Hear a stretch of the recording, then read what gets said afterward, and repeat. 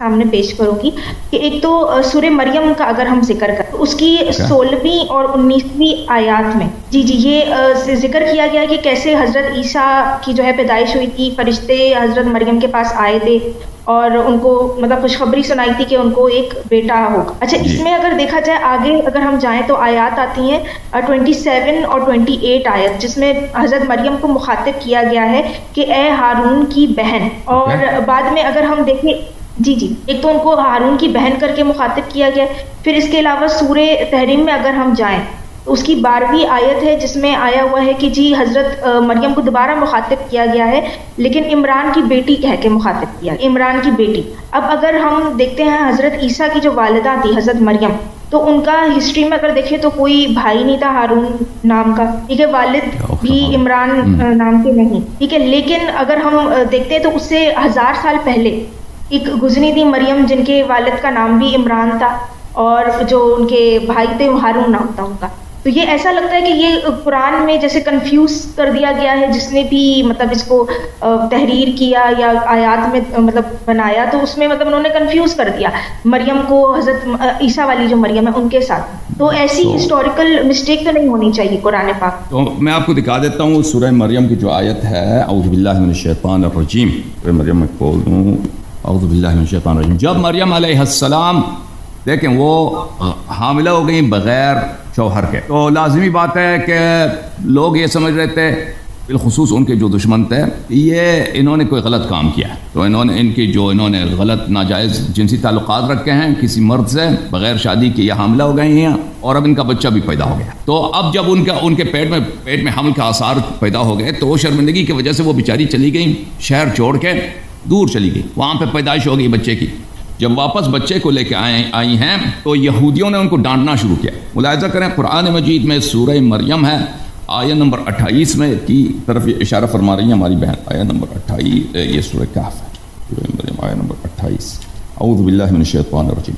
آیت یہ ہے، یا اخت ہارون ما کان ابوک امرأ سوء وما كانت امك بغیہ۔ تو یہ یہودیوں کا کلام ہے، یہ مسلمانوں کا کلام ہے، یہ اللہ کا کلام ہے۔ تو یہ ہارون جو ہے یہ بنی اسرائیل میں اہل بیت علیہ السلام کی حدیث میں یہ کہ بہت ہی ایک مشہور شخص تھا جو زنا میں مشہور تھا، بہت ہی بدکار آدمی تھا، زناکار آدمی تھا۔ تو اس مریم ایک پاک دامن عورت ہے، اس کی بہت ہی مذہبی خاندان سے تعلق رکھتی ہیں اور یہ ہمیشہ مسجد میں عبادت میں مصروف رہتی تھی۔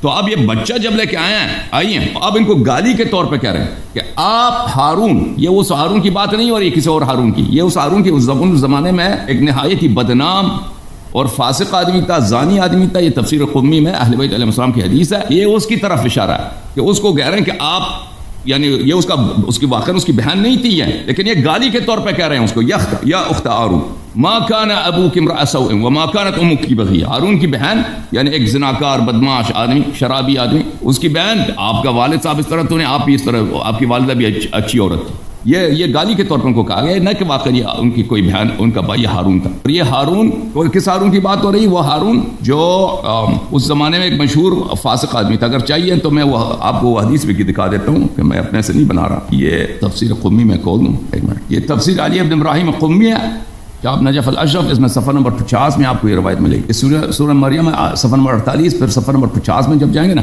فقالوا یا مریم، انہوں نے کہا یا مریم، اچھا یا اخت ہارون، اس سے کہا اخت، ومعنى قولهم اخت ہارون ان ہارون كان رجلا فاسقا زانيا فشبهوها به من اين هذا البلاء۔ ہارون ایک فاسق زانی شخص تھا، اس کو ان سے رشتہ ایسے گالی کے طور پہ ایسے ان کے بہن کہہ دیا، واقعا اس کی بہن نہیں تھی۔ پھر ان کو عمران کی بیٹی کیوں کہہ کے مخاطب کیا؟ اچھا، عمران کی بیٹی، سورہ تحریم، جی میں دیکھتا ہوں، 12ویں نمبر آیت۔ تو اس میں ہمارے مفسرین نے فرمایا کہ یہ عمران جو ہے، عمران موسیٰ علیہ السلام کے باپ نہیں، یہ ایک اور عمران ہے، مریم بنت عمران ابن فاتان، اور یہ ان کے والد صاحب کا نام عمران تھا، ان کے دادے صاحب کا نام فاتان تھا، جناب مریم، وہ واقعاً ان کی بیٹی تھی، لیکن یہ وہ عمران نہیں ہے جو موسیٰ علیہ السلام کے والد صاحب تھے، کیونکہ ان کے درمیان 2000 سال سے زیادہ فاصلہ. اچھا یہ تو ان کو ہارون سے کیوں ان کو مماثلت دی گئی؟ مطلب کسی اور سے بھی دے سکتے تھے. یہ تو دے سکتے تھے, وہ گالی دینے والے لوگ تھے نا, وہ تو آئے تھے ان کو ستانے کے لیے کہ بھئی آپ وہ. اب دیکھیں ایک عورت, ایک خاتون ہے جو ہمیشہ پاک دامن رہی ہیں, ہمیشہ وہ عبادت کرتی ہیں. ان کے والد صاحب اور والدہ سب شریف لوگ تھے, کرامات ان کی مشہور تھی کہ یہ کیا کر رہی ہیں, مسجد میں ہمیشہ عبادت میں مشغول ہیں اور آسمان سے ان کے لکھانے آتے تھے. تو اب یہ جو ہے ایک عجیب چیز ہو گیا کہ بغیر شادی کے, اب تماشا تو ہے نا, بغیر شادی کے وہ بچہ لے کے آئیں تو یہ سب لوگ کہیں گے کہ بھئی اس نے غلط کام کیا. اتنی ایک بڑا اسکینڈل ہے, اتنا بڑا اسکینڈل, اتنا پاک دامن عورت بچہ لے کے آئے سب کے سامنے. اب وہ ہمیشہ کے لیے تو صحرا میں تو نہیں رہ سکتی, اب واپس شہر میں آئی ہے تو بچہ لے کے آئی. تو انہوں نے کہا کہ بھئی گالی کے طور پہ, وہ بہت ساری گالی ان کے پاس آپشن تھا, لیکن انہوں نے اس زمانے میں جو سب سے بڑا وہ فاسق فاجر تھا نا, کہا کہ وہ اس کے فلانے کی بہن, اس گالی کے طور پہ کہا. شاید مزید انہوں نے بھی گالی دیا ہوگا کیونکہ بہت سارے لوگ تھے وہاں پر ان سے خطاب کرنے کے لیے آئے تھے, تو بہت سارے لوگ ہوئے ہوں گے, لیکن سب کو نقل نہیں کیا قرآن نے, وہ ایک نقل قول کیا, عقیب ہوا ہوگا. جی صحیح, ٹھیک ہے. اچھا اس کے بارے میں صحیح مسلم کی حدیث وغیرہ بھی تھی کہ اس وقت بھی لوگوں کو انہوں نے اس بات پہ اعتراض اٹھایا تھا کہ یہ ہارون کی بہن کیوں کہاں گیا, اور جو اس ٹائم پہ ہارون کی جو بہن مریم تھی اس میں اور حضرت عیسیٰ کی جو والدہ تھی ان میں تو فرق تھا 1000 سال کا. ابن کثیر میں بھی آتا ہے کہ حضرت عائشہ سے ایک بار پوچھا گیا تھا نا کہ یہ اس میں جو ہارون کا ذکر ہو رہا ہے وہ تو موسیٰ کا بھائی مطلب نہیں ہے, تو پھر حضرت عائشہ نے کہا نہیں تم جھوٹ بول رہے ہوگے. تو جو آگے سے کعب تھے انہوں نے کہا کہ بھئی اس میں تو 600 سال کا ڈفرینس ہے, مطلب حضرت عیسیٰ میں اور حضرت موسیٰ کے مطلب ایگزسٹ کرنے. یہ میں نے جو آپ کو بتایا نا, میں اہل بیت علیہ السلام کی تفسیر سے آپ کو بتا رہا ہوں جو حدیث ہے اہل بیت علیہ السلام کی. جی ہمارے ہاں جو شیعوں کے ہاں جو معتبر ہے وہ یہی. صحیح. اچھا اگر اس کے علاوہ میں ایک اور سوال اٹھاؤں, مطلب اگر یہ سائنٹیفک طور پہ, تو سورہ مومنون کی ہے 12ویں سے 14ویں آیت, جس میں ایمبریولوجی کو تھوڑا ڈیفائن کیا گیا قرآن میں نا, کہ کس طرح سے مطلب ایمبریو بنتا ہے. تو اب جیسے میں تو ڈاکٹر ہوں, تو ہم نے تو یہ اسٹڈی کیا ہے کہ جی جو بونز ہوتی ہیں اور جو مسل چڑھتا ہے بونز کے اوپر, وہ ایک ہی ٹائم پہ دونوں بن رہے ہوتے ہیں, مسل اور بونز, اور وہ ایک میزوڈرم لیئر ہوتی ہے اس سے بنتا ہے. لیکن قرآن میں جو ہے اس کی ترتیب الگ لکھی ہوئی ہے, وہ لکھا ہوا ہے کہ جی پہلے ہڈیاں بنتی ہیں اور اس کے اوپر کورنگ چڑھتی ہے مسل کی. تو یہ اس طرح سے کیوں؟ آیت کون سی ہے سورہ مومنین کی, کون سی آیت؟ 12ویں سے 14ویں آیت. 12 to 14. آپ اپنا انڈرسٹینڈنگ بتائیں کہ آیا کیا کہہ رہی ہے, پھر میں بات کروں. اچھا یہ یہی کہہ رہی ہے کہ مطلب کہ کس طرح سے بنایا گیا, اس میں پورا بتایا گیا کہ کیسے لوتھڑے کو بنایا گیا, پھر جو ہے نا ہم نے مطلب ہڈیاں بنائیں اور اس کے اوپر ہم نے کورنگ ڈالی فلیش کی, مطلب مسل. اب یہ جو بتائی گئی ہے ترتیب, یہ اس سے ہٹ کے جو آج کی جو ایمبریولوجی بتاتی ہے, آج کی جو سائنس ہے وہ یہ کہتی ہے کہ بھئی دونوں سائملٹینیسلی مطلب ساتھ ساتھ ہی بنتے اور بون ایک ہی لیئر سے بننا شروع ہوتے ہیں. اس میں مسل کہاں ہے؟ آپ دیکھیں, میں آپ کو آیت پڑھ کے دکھا دیتا ہوں. مطلب فلیش جو چڑھتا ہے اوپر, گوشت جو چڑھتا ہے, گوشت چڑھتا ہے نا, ہڈیوں پہ گوشت چڑھتا ہے, ٹھیک ہے نا, ہڈیوں پہ گوشت چڑھتا ہے. تو یہ گوشت کا چڑھانا اس طرح, تو میں نہیں سمجھتا کہ قرآن یہ کہہ رہا ہے کہ پہلے صرف ہڈی تھا, گوشت نہیں تھا. یہ تو نہیں کہہ رہا نا. اگر جب ہڈی بننا شروع ہو گئی ہیں, جب ہڈی بننا شروع ہو گئے اس وقت گوشت کم ہے, یعنی ناچیز ہونے کے لائق ہے. پھر یہ جب کچھ اس میں جان آ جاتا ہے اس نطفے میں, ایمبریو میں, تو اس میں پھر گوشت زیادہ آ جاتا ہے. تو اس طرح تو نہیں کہہ رہا کہ اس شروع میں کوئی گوشت نہیں تھا اس میں. میں آپ کو آیت دکھا دیتا ہوں, اعوذ باللہ من الشیطان الرجیم. لیکن کورنگ تبھی چڑھے گی نا جب ایک چیز پہلے سے بن چکی, اس کے اوپر ہی کور کیا جائے گا. جیسے ایک ہڈی بن گئی تو اس کے اوپر کورنگ کی جو لفظ استعمال کیا گیا کہ اوپر کورڈ کیا, لائک اگر اس کی میں انگلش ٹرانسلیشن بتاؤں تو اس میں آتا ہے کہ we covered the bones with flesh then we developed him into another creation. مطلب ہم نے ہڈیوں کے اوپر گوشت چڑھا دیا. بالکل آج کی یہ جی لیکن اس کا مطلب یہ نہیں ہے کہ پہلے وہ ہڈیاں بالکل وہ نیوڈ تھی, بالکل وہ برہنہ تھی, اس پہ کچھ بھی نہیں تھا. اس کا تو یہ تو بالکل نہیں کہہ. ٹھیک ہے، یہ ایک لٹریری ہے جو ایکسپریشن ہے، اور گفتگو میں اس طرح بہت ہوتا ہے کہ آپ گفتگو میں ایگزیکٹ نہیں ہوتے کہ بالکل آپ پریسائز اگر بات کرنا شروع کر دیں نا اور آپ تو پھر بات کرنا ہی ناممکن ہو جائے گا ایک دوسروں سے. دیکھیں آپ کہتے ہیں بچے میں جان آ گئی، بچے میں جان آ گئی. اب بچہ ہے وہ پہلے بھی جان تھا لیکن اب اس کے ساتھ بہتر ہو گیا، ہم کہتے ہیں بچے میں جان آ گئی. بچہ غذا کھائے گا تو اس میں گوشت آئے گا، بچے میں پہلے بھی گوشت تھا. یہ تو ایکسپریشنز، یہ تو ایک عام چیز ہے، اردو زبان میں بھی استعمال ہوتا ہے. اگر کوئی اس طرح بات کرتا ہے اس کا مطلب یہ نہیں کہ وہ غلط کہہ رہا ہے. تو قرآن جو فرما رہا ہے اعوذ باللہ من الشیطان الرجیم ثم خلقنا النطفة علقة فخلقنا العلقة مضغة فخلقنا المضغة عظاما فكسونا العظام لحما. تو ہم نے عظام کو، ہڈیوں کو مزید گوشت عطا کیا. اس کا مطلب یہ نہیں ہے کہ پہلے اس میں گوشت بالکل کچھ بھی نہیں تھا، کوئی مسلز کچھ بھی نہیں تھا. اس کا میں تو اس آیت سے یہ نہیں سمجھ رہا، اور نہ میں سمجھتا ہوں یہ قرآن یہ کہہ رہا ہے، اور نہ قرآن کریم یہاں پر آپ کو سائنس سکھانے کی کوشش کر رہا ہے. یہ صرف بتا رہا ہے جو سب لوگوں کو پتہ ہے کہ بچہ، جو اس زمانے میں بھی لوگوں کو پتہ تھا، کیونکہ اس زمانے میں بھی عورتیں جو ہیں ان کو سخت حمل ہوتی تھیں مختلف مراحل میں. تو سخت حمل یہ ہوتا تھا کہ کوئی مثلا 1 مہینے میں سخت حمل ہو گیا، کوئی 2 مہینے میں، 3 مہینے میں، 4 مہینے میں، 6 مہینے میں.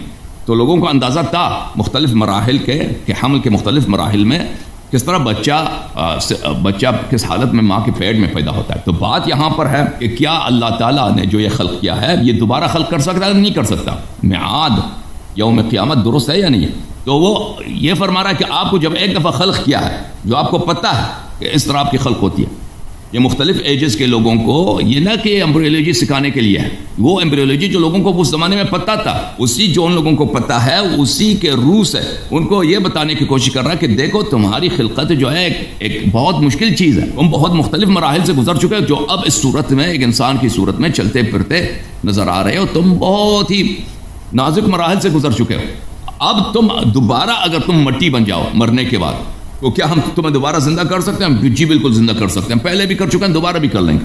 ٹھیک ہے، وہ اس کو بتانے کی کوشش کر رہا ہے. یہ قرآن مجید کے یہ آیات، یہ کوئی سائنٹیفک چیز جو اس زمانے میں لوگوں کو نہیں پتہ تھی اس کو بتانے کی کوشش نہیں کر رہا. ٹھیک ہے نا، وہ چیز جو ان لوگوں کو خود پہلے سے معلوم تھی اسی کے روح سے ان کو یہ کنونس کرنے کی کوشش کر رہا ہے کہ دیکھیں آپ پھر قیامت کو ڈینائی نہ کریں کہ آپ مرنے کے بعد دوبارہ زندہ ہو سکتی ہیں، کیونکہ پہلے بھی آپ کچھ خون کے قطرے تھے. وہ خون کے قطرے کن مراحل سے گزرا ہے، وہ انسان بنا، اس کے بعد یہ آپ مر جائیں گے. تو مرنے کے بعد اگر ہم آپ کو دوبارہ زندہ کرنا چاہیں تو اس میں آپ تعجب نہ کریں، انکار نہ کریں کہ یہ ناممکن ہے. اچھا، اسی طرح سے ایک اور ہے سورہ الطارق کی 6/7 ورس. اس میں یہ بتایا گیا ہے کہ بھئی کریٹ کیا گیا تھا، مطلب جو سپرم ہے جو بنتا ہے وہ بیک بون اور رب کیج کی بیچ کی جگہ سے بنتا، قرآن میں لکھا ہوا ہے. اچھا، اب اس میں بات یہ کہ وہی آج کی سائنس تو یہ کہتی ہے کہ بھئی وہ تو پروسٹیٹ گلینڈ ہوتا ہے، یوریتھرل گلینڈ ہوتا ہے، وہاں بنتا ہے. اچھا، اب اس میں بات یہ آ جاتی ہے کہ آپ جس طرح کہہ رہے ہیں کہ اس زمانے میں جو لوگوں کو باتیں پتہ تھی، کیونکہ اگر ہم آج کی جو ہمارے دیکھیں نا جو بایولوجسٹ ہیں ان کی کتابیں، جیسے ایک اینشنٹ میڈیسن کر کے ایک بک ہے، اس میں جو ہے ویوین نٹن کر کے ایک بایولوجسٹ ہے، تو انہوں نے کہا ہے کہ انہوں نے اس پہ تبصرہ کیا ہے کہ جو مطلب یہ ہپوکریٹ تھیوری تھی اس زمانے کی، جو پرانی اگر ہم رومن اور گریک میڈیسن دیکھیں تو اس وقت بھی یہی کہا جاتا تھا کہ جو بیک بون ہوتی ہے یا جو اسپائن ہے وہاں سے جو ہے نا باڈی کے فلوئڈز بنتے ہیں جیسے سیمن وغیرہ. ٹھیک ہے، تو یہ مطلب یہ تو باتیں پرانے جو اینشنٹ میڈیسن تھی، مطلب گریک رومن، وہ بھی یہی کر رہی تھی. قرآن میں بھی وہی بات آ گئی. تو یہ اس میں پھر کیسے پتا چلے گا کہ قرآن ایک ڈیوائن بک ہے اگر اس میں وہی چیزیں ریپیٹ ہو رہی ہیں؟ قرآن وہ نہیں کہہ رہا. میں آپ کو بتا رہا ہوں، پہلی بات ہے کہ یہ گریک انفارمیشن جو میڈیسن تھا وہ عربوں کے پاس نہیں تھا. ٹھیک ہے نا، پورے عرب میں وہ ایسا شخص نہیں تھا جس کے پاس کوئی ایک ہی بھی کتاب ہو، سوائے جوئش پیپل کے اور کرسچن، ان کے پاس کتاب تھا. باقی عربوں کے پاس ایک کتاب بھی نہیں تھا. لکھنا پڑھنا بھی بہت کم لوگوں کو آتا تھا. تو یہ کہ ان کو اگر آپ سمجھتے ہیں کہ ان کو ایسی میڈیسن کی کتابیں وہ گریک میڈیسن کے پاس تھی، تو یہ ہسٹری میں اس کا کوئی ریکارڈ نہیں ہے. اچھا، پھر میں آپ کی خدمت میں اس آیت کو سمجھنے کے لیے میں آپ کی خدمت میں عرض کرتا ہوں کہ یہاں عام طور پہ اس میں یہاں پہ ٹرانسلیشن میں ایک ایرر ہوتی ہے، ایک مسٹیک ہوتی ہے. وہ آپ یاد رکھیں کہ جس گرامر میں جس چیز کو انگلش میں پروناؤن کہتے ہیں، عربی میں اردو میں اس کو ضمیر کہتے ہیں. جس میں کہتا ہوں میں، آپ، یہ، وہ، اٹ، ہی، شی، تو عربی زبان میں اٹ ان ہی کے لیے ایک ہی لفظ ہے. اٹ ان ہی جو اینیمیٹ ہے اور ان اینیمیٹ ہے اس کے لیے ایک ہی پروناؤن. دو پروناؤن نہیں، پہلی بات ہے. اور بہت دفعہ ہوتا ہے کہ افعال میں پروناؤن یعنی اس کو دوبارہ پروناؤن کو ریپیٹ کرنے کی ضرورت نہیں ہوتی. جیسے انگلش میں ہم کہتے ہیں نا ہی ڈرنکس. اب یہ جملہ عربی میں یہ بولنے کی بہت دفعہ ہوتا ہے، بولنے کی ضرورت نہیں ہوتی. آپ صرف کہتے ہیں یشربو، ہوا یشربو یا یشربو ہوا، بولنے کی ضرورت نہیں ہوتی. مثلا اردو میں بھی ہوتا ہے، مثلا پیتا ہے. اگر آپ پیتا ہے کہتے ہیں، شاید اردو میں اکثر لوگوں کو سمجھ آ جاتا ہے، یا وہ کہتے ہیں وہ کھاتا ہے، وہ پیتا ہے، وہ سوتا ہے، وہ سو رہا ہے یا سو رہا ہے، کافی ہے. یعنی پروناؤن کو دوبارہ ریپیٹ کرنے کی ضرورت نہیں ہوتی، جملہ اس سے کامل ہوتا ہے. عربی میں بھی اسی طرح کہ پروناؤن کو دوبارہ لانے کی ضرورت. اس کو جب آپ ذہن میں رکھیں نا تو آپ آیت کی طرف آتے ہیں. اعوذ باللہ من الشیطان الرجیم، سورۃ الطارق. فَلْيَنظُرِ الْإِنسَانُ مِمَّا خُلِقَ. یہ یہاں پہ بات ہو رہی ہے قیامت کی. دیکھیں کہ جو لوگ مذاق اڑاتے تھے اس زمانے میں کہ مرنے کے بعد ہم کیسے زندہ ہو سکتے ہیں. بھائی ہم مر جاتے ہیں، ہم دفن ہو جاتے ہیں، ہماری فلیش خاک میں تبدیل ہو جاتی ہے اور ہمارے بونز بھی سڑ جاتی ہیں، خاکستر ہو جاتے ہیں، پھر خاک میں تبدیل ہو جاتی ہیں. تو دوبارہ زندہ ہونے کا یہ مذاق اڑاتے تھے کہ ناممکن ہے. تو اس کے متعلق اللہ تعالیٰ فرمایا فَلْيَنظُرِ الْإِنسَانُ. انسان کو سوچنا چاہیے مما خلق، کس چیز سے وہ اس کو بنایا گیا ہے. خلق من ماء دافق، اس کو بنایا گیا ہے کس چیز سے؟ اس پانی سے جو اچل کے نکلتی ہے، یعنی انسان کی منی، مرد کی منی. اچھا، یخرج من بین الصلب والترائب، نکلتا ہے. کیا چیز نکلتا ہے یہاں پر؟ کیا چیز نکلتا ہے؟ اگر آپ اس کو لگا دیں، اس کہہ دیں کہ نکلتا ہے، کہہ دیں یہ وہ منی کی بات ہو رہی ہے، ٹھیک ہے نا، تو بات آپ کی ہو سکتا ہے یہ اپلیکیبل ہو کہ بھائی منی جو ہے کہاں سے نکلتا ہے؟ وہ سلب سے نکلتا ہے، یا مثلا گلینڈ سے نکلتا ہے، ٹیسٹیکل سے نکلتا ہے، سلب سے نہیں نکلتا، ترائب سے نہیں نکلتا. لیکن اگر ہم اسی ضمیر کو یخرج، انسان نکلتا ہے. انسان کس چیز سے خلق ہوا ہے؟ وہ ماء دافق سے خلق ہوا ہے، منی سے خلق ہوا ہے. انسان نکلتا ہے من بین الصلب والترائب. انسان جب دنیا میں آ جاتا ہے، اس کی جب ولادت ہوتا ہے تو وہ کہاں سے آتا ہے؟ یہ پشت، کمر اور یہ جو سینے کی ہڈیاں اس کے درمیان، یہ کہاں؟ یہ وومن کی پیٹ ہے، عورت کا وومب ہے، یہاں پر پیٹ ہے، یہ یہاں سے نکلا ہے. اخرج من بین الصلب والترائب. یہ کوئی ضروری نہیں ہے کہ دیکھیں، کیونکہ عربی زبان میں اٹ یعنی ہی کا ضمیر ایک ہی ہے، پروناؤن ایک ہی ہے. اگر یہاں پہ اٹ لفظ اٹ ہوتا نا، کوئی ایسا ضمیر ہوتا کہ وہ ہم کہتے ہیں کہ یہ حتماً کس کی طرف جا رہا ہے؟ منی کی طرف جا رہا ہے. بات آپ کی صحیح تھی کہ منی کی طرف جا رہا. لیکن یہاں پہ یخرج ہے، ایک نیوٹرل پروناؤن ہے. نیوٹرل پروناؤن ہے، یہ ہو سکتا ہے ضمیر اس کی طرف جا رہا ہو، یا منی کی طرف جا رہا ہو، یا وہ انسان کی طرف جا رہا ہو. تو یہ انسان کی طرف جانا اس کا زیادہ مناسب ہے، کیونکہ اللہ تعالیٰ کہہ رہا ہے کہ میں نے آپ کو کیسے بنایا، کس چیز سے بنایا. اچھا، انسان کو سوچنا چاہیے کہ وہ کس چیز سے خلق ہوا ہے. وہ منی سے خلق ہوا ہے. یخرج من بین الصلب والترائب. انسان نکلتا ہے ماں کے پیٹ سے.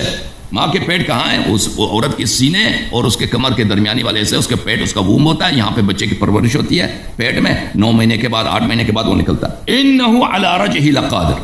پر اگر اس طرح اس کو بنایا ہے، اس طرح مشکل مراحل سے گزار کے اس کو ایک انسان بنایا ہے، تو وہی رب اس کو دوبارہ، جب وہ مٹی ہو جاتا ہے، اس کے سب ہڈیاں سڑ جاتی ہیں، مٹی بن جاتی ہے، وہ اس کو دوبارہ بھی بنا سکتا ہے.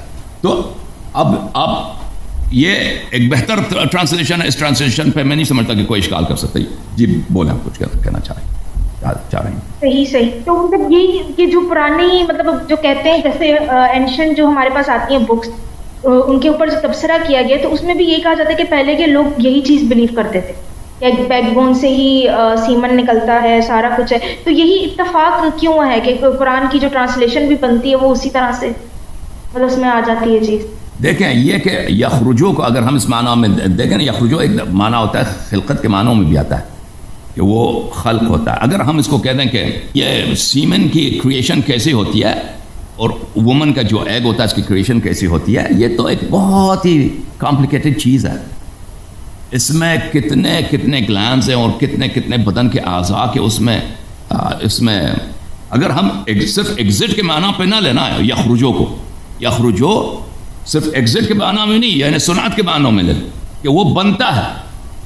اگر ہم اس کو انسان وہ جو بچہ ماں کے پیٹ سے نکلتا ہے اس معنوں میں بھی نہ لیں، تو یخرجو کو اگر ہم اس معنوں میں بھی لے لیں کہ وہ بنتا ہے، تو پھر بھی تو اس کے جو سیمن یا وومن کا جو ایگ ہے، یہ دونوں مل کر زائگوٹ بنتی ہیں. جب یہ ان کا نیوٹریشن کس جگہ سے آتا ہے، تو لازمی بات ہے صرف ٹیسٹیکل سے نہیں آتا. یہ پورا انسان کا جو اسٹرکچر ہے، انسان کا ٹورسو ہے، ٹورسو مطلب سینے سے لے کر کمر تک یہ کڈنیز وغیرہ، اور یہ سب اس میں اتنا کمپلیکیٹڈ ہے کہ بھائی ہم جو جب بایولوجی پڑھتے ہیں نا وہ ایک ہی سیل کے اسٹرکچر پہ ہم اسی میں پھنس جاتے ہیں ہمیشہ. تو اتنا کمپلیکیٹڈ ہے کہ آپ دنیا کا سب سے جو ایڈوانسڈ گاڑی ہے مثلا ٹیسلا ہے یا جو آپ کے الیکٹرانک کارز ہیں، وہ ایک سیل کے مقابلے میں کچھ بھی نہیں ہے. ایک جو ہیومن سیل ہے ایک یا نان ہیومن سیل، ایک بیکٹیریا کے، یہ ڈاکٹر صاحب بہتر جانتی ہیں ہم سے، وہ اتنا کمپلیکس ہے. تو یہ جو زائگوٹ انسان کا بنتا ہے، ایمبریو بنتا ہے، ٹھیک ہے نا، یا خروج من بین الصلب والترائب، یہ ہر جگہ سے اس کو یہ نیوٹریشنز آتے ہیں، اس میں وہ ایک پورا سسٹم ہے جو اس کو ایڈ کرتی ہیں اس کے بننے کے لیے.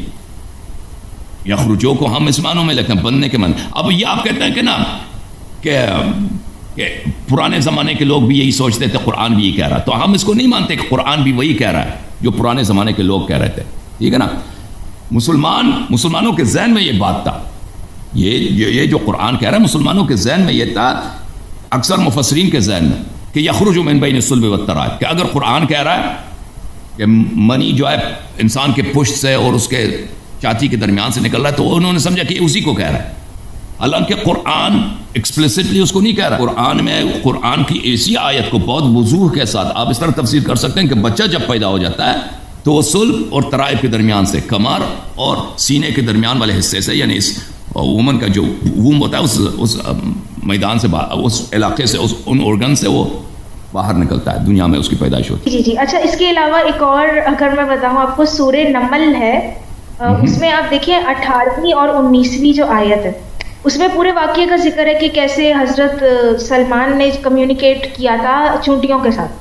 اچھا، اب اس میں آتا ہے کہ جی جو چونٹیاں تھیں انہوں نے دیکھا کہ حضرت سلمان آ رہے ہیں، تو انہوں نے اپنی جو باقی ساتھی جو تھیں چونٹیاں، ان سے فرمایا کہ بھائی جلدی گھر میں گھس جاؤ. اور حضرت سلمان نے ان کی پوری گفتگو سنی اور پھر فرمایا کہ ان پہ مطلب رحم کرنے کا پورا، مطلب اس طرح سے واقعہ وہ پورا لکھا ہوا ہے، اس کی پوری ٹرانسلیشن. اچھا، اب اس میں ایک بات یہ ہو جاتی ہے لاجیکل کہ جو چونٹیاں ہیں اگر آج کی سائنس کے مطابق دیکھا جائے تو ان کے کان نہیں ہوتے اور وہ کمیونیکیٹ نہیں کر سکتی، وہ صرف ان کے کیمیکل جو ہے نا، ان کا کیا کہتے ہیں، ایک طرح سے سبسٹینس ہوتے ہیں اور مطلب کیمیکل سگنلز کے تھرو جو ہے وہ کمیونیکیٹ کرتی ہیں، وہ بات کر بھی نہیں سکتی اور نہ وہ کچھ سن سکتی. یہ مطلب اس طرح کا واقعہ کیوں قرآن میں لکھا ہوا ہے؟ یہ تو آج کا مطلب سائنس تو اس کو نہیں صحیح مانے گی. اگر آپ مطلب یہ دیکھیں یہاں پہ جو نطق کیا کہا جا رہا ہے اس کے مطابق کہا جا رہا ہے، ٹھیک ہے نا. نطق جو کہا جا رہا ہے ان کے حالت کے مطابق کہ یہ چونٹیاں، دیکھیں ابھی تک سائنس بہت کچھ نہیں جانتی چونٹیوں کے متعلق، they don't know everything.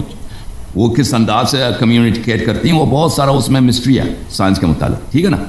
تو انہوں نے جس انداز سے وَعَلَّمْنَاهُ مَنطِقَ الطَّيْرِ، حضرت سلیمان علیہ السلام کو ان کی زبان آتی تھی، ان کی زبان جس طرح سے ہو حضرت سلیمان علیہ السلام کو ان کے لیے آتی تھی. اور پھر وہ صرف سلیمان نہیں تھے، ان کے پاس اور بھی ایسے شیاطین کے لشکر تھے جن سے وہ ان کی خدمت کرتے تھے، تو ہو سکتا ہے ان کی بھی مدد ہو. حضرت سلیمان علیہ السلام ان کی کمیونیکیشن کو جانتے تھے، انہوں نے کمیونیکیٹ کیا ہے ان کے ساتھ. قرآن مجید اگر اس وقت دیکھیں، قرآن مجید اس بیان کرنے کے لیے تو نہیں تھا کہ یہ سائنٹیفکلی بیان کرے، کوئی سائنس کی کتاب ہو کہ بھئی چونٹیوں کے کان نہیں ہوتے، چونٹیوں کی زبان نہیں ہوتی. قرآن نے یہ بھی نہیں کہا کہ انہوں نے کس طرح بولا، قرآن نے کہا کہ انہوں نے کہا ہے، چونٹیوں نے کہا. تو یہ چونٹیوں کی نطق کس طرح سے ہوتی ہے قرآن اس لحاظ سے ساکت ہے، ٹھیک ہے نا.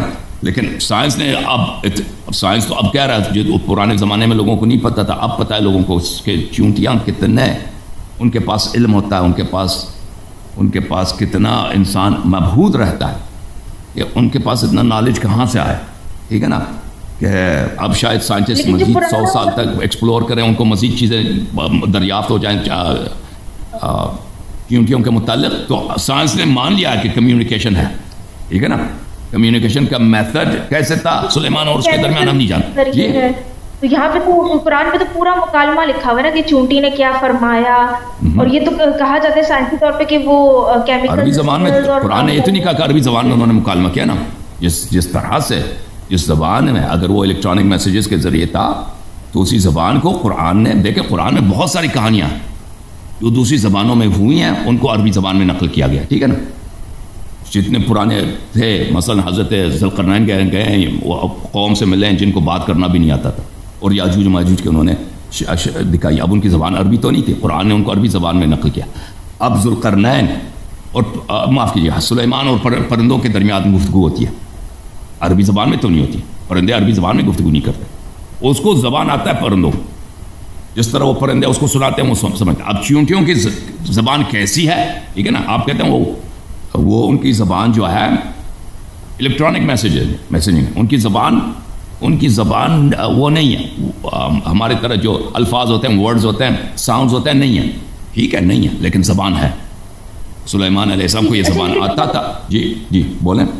جی لیکن اگر ان چیزوں کو مطلب ایکسپلین نہیں کر رہا قرآن کی کیسے ہو رہی ہیں کیا ہے، تو پھر ان کہانیوں میں اور جو باقی مذاہب کہانیاں سناتے ہیں ان میں پھر کیا فرق رہ جاتا ہے؟ مطلب اگر ہم یہی نہ کر سکے، لاجک ہی نہ بنے چیزوں کا، اور قرآن اس کو صحیح سے ایکسپلین نہیں کر رہا، مطلب باقی قرآن چیز ایکسپلین کر رہا ہے، بٹ اگر جہاں سائنٹیفک کوئی چیز آتی ہے وہ نہیں، تو یہ ایک امپاسبل چیز نہیں ہے نا. سائنس نے اس کی افرمیشن کیا کہ چونٹیاں کمیونیکیٹ کرتی ہیں، ٹھیک ہے نا. صرف آپ کا مشکل یہ ہے کہ وہ کہتے ہیں انہوں نے عربی زبان میں نہیں بات کی. ہم بھی کہتے ہیں انہوں نے، قرآن نے کبھی نہیں بولا کہ عربی زبان میں بات کی. جو زبان میں وہ بات کرتی تھیں، جو بھی زبان تھا، وہ زبان سے شاید ابھی تک نہیں معلوم سائنٹسٹ کو کہ اگر چونٹیاں وہ اگر چاہیں کسی اپنے سے انسانوں کے ساتھ گفتگو کرنا چاہیں تو وہ کس طرح سے وہ اپنا ان کے زبان میں، ان کے عالم میں، ان کے یونیورس میں وہ کس طرح میسج بولنے کی کوشش کریں گے، ٹھیک ہے نا.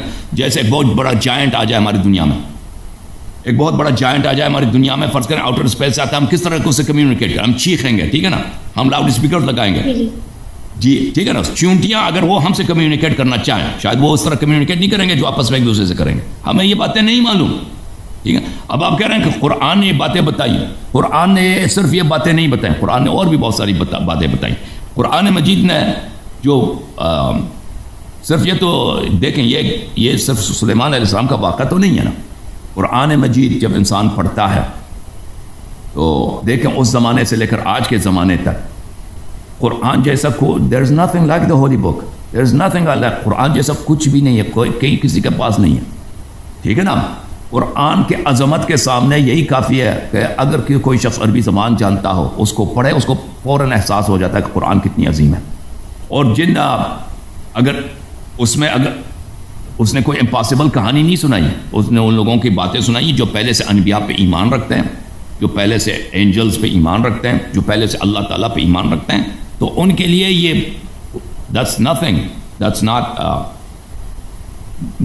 something difficult for them to believe. ان کے لیے ایک مشکل چیز نہیں ہے، کیونکہ قرآن پہلے ہی جب صفحے سے جب کھل جاتا ہے وہ اس نور کے ساتھ، اس عظمت کے ساتھ، اس فصاحت و بلاغت کے ساتھ اس جیسا کوئی نہیں لا سکتا. اب یہ بات جو میں کہہ رہا ہوں نا، قرآن کی عظمت اور قرآن کی فصاحت و بلاغت، یہ اکثر لوگ جو غیر عربی زبان ہیں اور جو عربی زبان بھی والے ہیں وہ اس طرح نہیں سمجھ سکتے، لیکن ان کو سمجھایا جا سکتا، ان کے لیے ایکسپلین کیا جا سکتا ہے. لیکن جو شخص کچھ محنت کرے قرآن کی زبان کو سمجھنے کے لیے اور قرآن کی مخاطبت کو، اس کو بہت جلدی سے احساس ہو جاتا ہے کہ یہ کسی بشر کا کلام نہیں ہے، کسی انسان کا کلام نہیں ہے.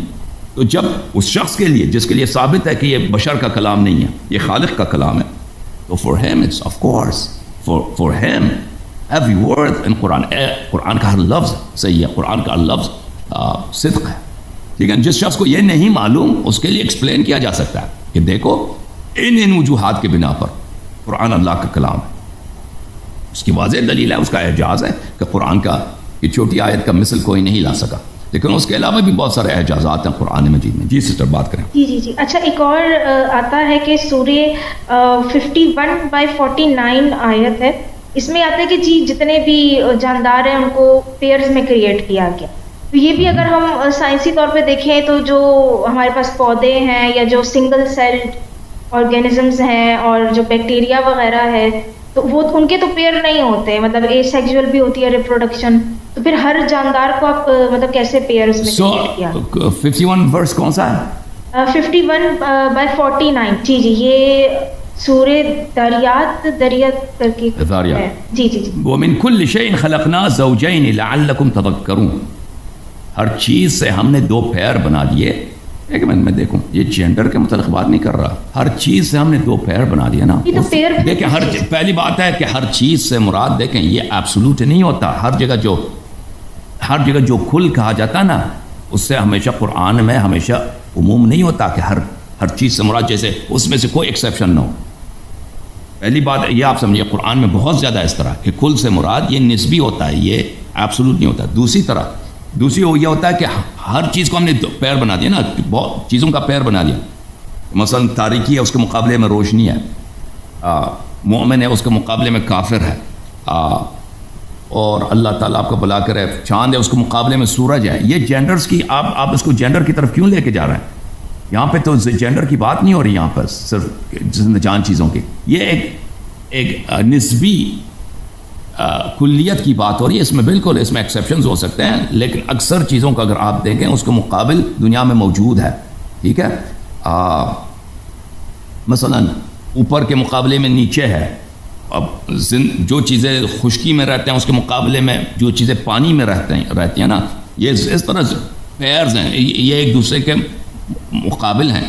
آپ اس کو اگر کسی نے آپ کو یہ بتایا کہ اس سے مراد صرف حیوانات ہیں, صرف اینیمل کنگڈم میں ہے کہ اینیمل کنگڈم میں پیئرز ہیں, وہ یہ وہ نہیں کہہ رہا, لیکن کوئی اس کو اپلائی کرنا چاہے کر سکتا ہے کہ مثلا حیوانات میں بھی ہر جگہ جو ہے اینیمل کنگڈم میں, پلانٹ کنگڈم میں ہر جگہ کیا ہے, ہر جگہ میں اس میں جینڈر دو جینڈر ہوتے ہیں, میل اور فیمیل. لیکن یہ ہمیشہ دیکھیں قرآن میں آپ کو بہت سارے مقامات دکھا سکتا ہوں تو مسلمانوں کو شروع سے پتہ تھا یہاں پہ لفظ کل آیا ہے, یا رسول اللہ صلی اللہ علیہ وسلم کے کلام میں لفظ کل آتا ہے تو اس کا مطلب یہ نہیں ہوتا کہ اس کا کوئی ایکسیپشن نہیں ہوتا, اس کے ایکسیپشنز ہوتے ہیں.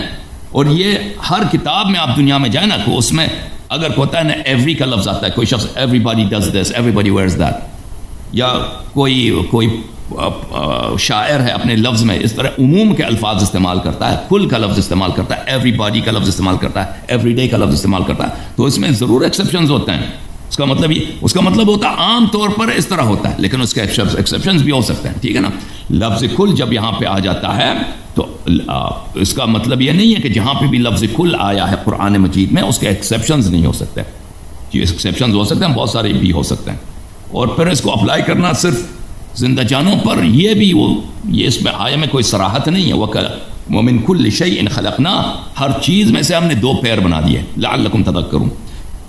آپ اس کو اپلائی کر دیں صرف اینیملز پہ, زندہ جان چیزوں پر, اس پہ بھی اپلائی کریں تو اکثر زندہ جان چیزیں بھی اس کے دو پیرز ہوتے ہیں لیکن ایکسیپشنز ہوتے ہیں. جی بالکل صحیح. یہ ہر زبان میں اس طرح ہوتا ہے, قرآن مجید میں بھی ہے کہ کل اس طرح نہیں ہوتا کہ کل ہمیشہ قرآن مجید میں اس کا کوئی ایکسیپشن نہ ہو.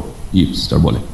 جی اچھا, سورہ کہف ہے, اس کی 85 اور 86 نمبر آیت ہے جس میں آتا ہے کہ جی سن سیٹس ان مڈی پول, مطلب وہ کیا کہیں گے گیلی اس میں جا کے مطلب غروب ہوتا ہے. اگر دیکھا جائے تو ارتھ جو ہے وہ گرد گھومتی ہے سورج کے, یہ کیسے گیلی مطلب مڈی پول میں کیا مطلب ہے؟ آپ کیا کہتے ہیں؟ آپ استعمال نہیں کرتی کہ سورج ڈوب چکی ہے؟ آپ کہتی نہیں کہتے خود روزانہ؟ آپ کہتی نہیں کہتی؟ مطلب غروب کا لفظ استعمال کیا جاتا ہے تو یہ آپ دیکھیں اسٹرونامکلی کہہ دیں تو سورج تو کبھی غروب ہوتا ہی نہیں. اسٹرونامکلی اسپیکنگ جو ہے نا, سورج کبھی نہیں بیٹھتی, سورج اسٹیشنری ہے, وہ موو کرتی ہے, اس کا اپنا جو ایکسس ہے اس میں موو کرتی ہے, لیکن اس کا دن رات پہ اثر نہیں ہوتا. اصل چیز جو ہے زمین گھوم رہی ہوتی ہے نا, وہ تو کوئی نہیں کہتا. جی ابھی اب دیکھیں, اب رات آتی ہے تو کیا ہوتا ہے اصل میں؟ سورج جب ڈوب جاتی ہے, سورج جب ڈوب جاتی ہے تو ہمارے پرسپیکٹو سے ڈوب جاتی ہے نا. ہم جب دیکھ رہے ہیں سورج ڈوب جائے, حقیقت میں تو وہ نہیں ڈوب رہی ہوتی ہے, زمین اسپن کر رہی ہوتی ہے, زمین روٹیٹ ہوتی ہے. وہ تو کوئی ہم نہیں کہتا نا روزانہ اپنی زندگی میں, کوئی نہیں کہتا. آپ کسی بھی لٹریچر کے بک میں چلے جائیں, ناول کے بک میں چلے جائیں, ورجینیا وولف ہو یا مثلا مارک ٹوین ہو یا ہیمنگ وے ہو یا جیمز جوائس, کوئی تو نہیں کہتا نا کہ وہ کہتا ہے کہ بھائی یہ ابھی زمین روٹیٹ کرتے ہوئے ہمیں تاریکی میں لے کے گیا. اس طرح تو نہیں کہتا نا. وہ ہمیشہ یہ کہتے ہیں کہ بھائی سورج جو ہے پہاڑوں کے پیچھے ڈوب گیا. اب کوئی اس کو تو نہیں کہتا تم جھوٹ کہہ رہے, کیونکہ ہمارے پرسپیکٹو سے یہ ہوتا ہے کہ سورج یا تو سمندر میں, سورج یا تو درختوں کے پیچھے, سورج یا تو بلڈنگوں کے پیچھے, سورج واقعا ڈوب جاتا ہے ہمارے پرسپیکٹو سے.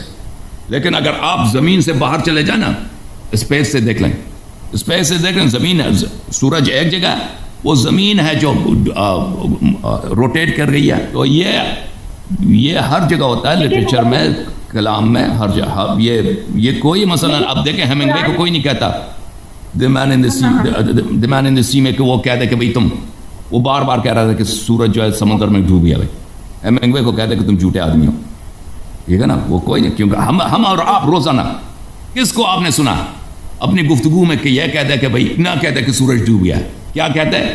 سورج غروب ہوا ہے، کہتا ہے کہ بھئی زمین روٹیٹ کر گیا ہے اور ہمیں تاریکی میں لے کے، یہ تو کوئی نہیں کہتا، nobody says that، کیونکہ ہمارے پرسپیکٹیو سے جی یہ بولیں آپ.